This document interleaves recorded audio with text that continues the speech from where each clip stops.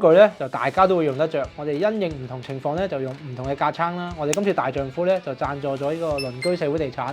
佢哋咧就幫手去揀一啲合適嘅住所俾一啲弱勢社群啊、有需要人士。咁我哋咧特登都贊助咗啲電子尺啊、油壓鑽啊、電鑽啊，去幫手去揾住所或者做收葺時候用嘅。